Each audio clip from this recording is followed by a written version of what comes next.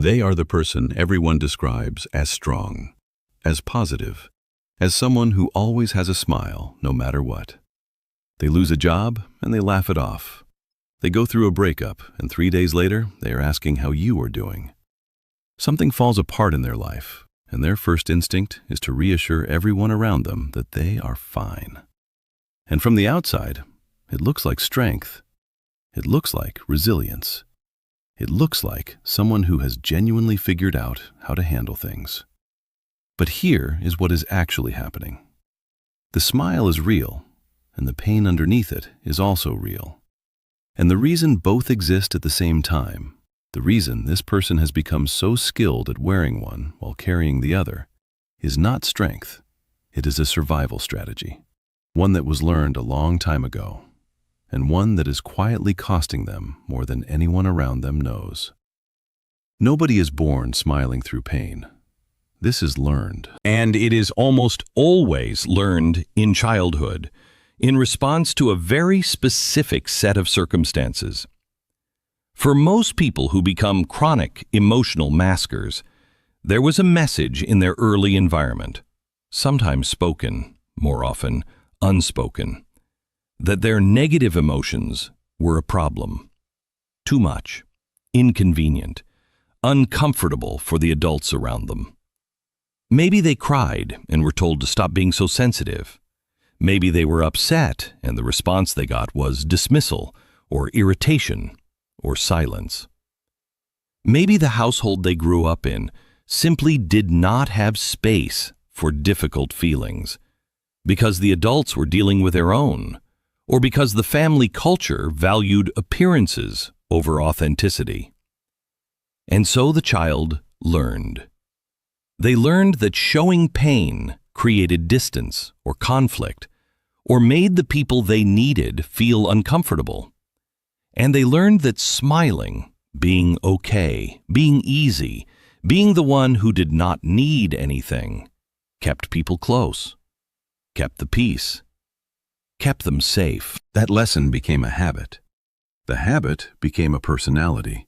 And by adulthood, the mask is so seamlessly integrated that they often do not even notice they are wearing it. They genuinely believe they are fine, right up until the moment they are not. Here is what the research shows about what happens when emotions are chronically suppressed. And I want you to hear this clearly, because it is more serious than most people realize. A landmark study by James Pennebaker at the University of Texas found that emotional suppression, the active effort to hide or conceal what you are feeling, is physiologically expensive. It requires constant cognitive effort. It keeps the nervous system in a low-grade state of activation. And over time, it is associated with significantly higher rates of anxiety, depression, and even physical illness. The immune system is affected. Sleep is affected. The body keeps the score, even when the face does not show it. There is also something that happens relationally. People who always smile through pain become, over time, deeply lonely in a very specific way. Everyone around them thinks they are fine. Nobody checks in. Nobody offers help. Because why would they? This person is always okay. And so the person who most needs to be seen becomes the least likely to be seen, because they have spent years making sure nobody would notice anything was wrong. They become the strong one, the reliable one, the one everyone else leans on, and there is nobody they feel they can lean on in return. Because who do you show your pain to when your entire identity is built around not having any? This is the part that makes this pattern so hard to break, because at a certain point, the mask stops being just a coping strategy and starts being an identity. People who smile through pain are often deeply invested in being the strong one. It is how they are known. It is how they feel valuable. It is what makes them feel like they have something to offer. I am the person who handles things. I am the person who does not fall apart. And if I show my pain, who am I then? What is left? This is what psychologists call contingent self-worth, a sense of value that is conditional on performing a certain role. And when your worth is contingent on being okay, being not okay becomes existentially threatening. It is not just uncomfortable to show pain, it feels like losing yourself. So the mask stays on. Even when there is nobody in the room, even when the performance serves no purpose anymore, even alone at 2 a.m, when the smile finally drops and the weight of everything lands at once, even then, part of them is already preparing to put it back on in the morning. So how does this change? Because it can change, but not the way most people expect. The answer is not to stop smiling. It is not to perform pain instead of performing strength. What needs to shift is something more fundamental. The belief that vulnerability is dangerous. That showing what you actually feel will cost you the connection you have been protecting with the mask.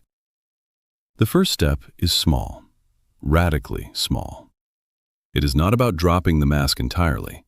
It is about finding one person, and letting them see slightly more than you normally would. Not everything, just more. An honest answer to, "How are you?" instead of the automatic, "Fine." A moment where you say, "Actually, things have been hard lately." And then watching what happens. Because 9 times out of 10, what happens is not rejection. It is relief. On both sides.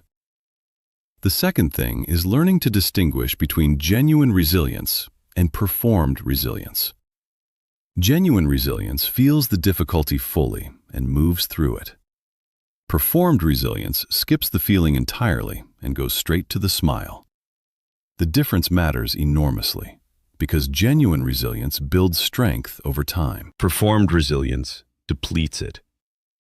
You cannot process what you will not feel, and you cannot heal what you keep hiding. Here's what I want you to take from this. If you are someone who always smiles through pain, the people around you are not wrong to see you as strong. You are strong.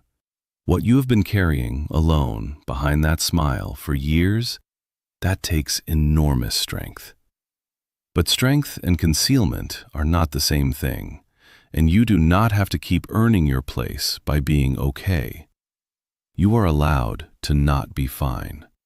You are allowed to let someone see it, not because it will fix everything, but because being truly known, not the version of you that manages everything and never needs anything, but the real version, the one that hurts and struggles and needs, that is the only kind of connection that actually fills the space the mask was trying to protect.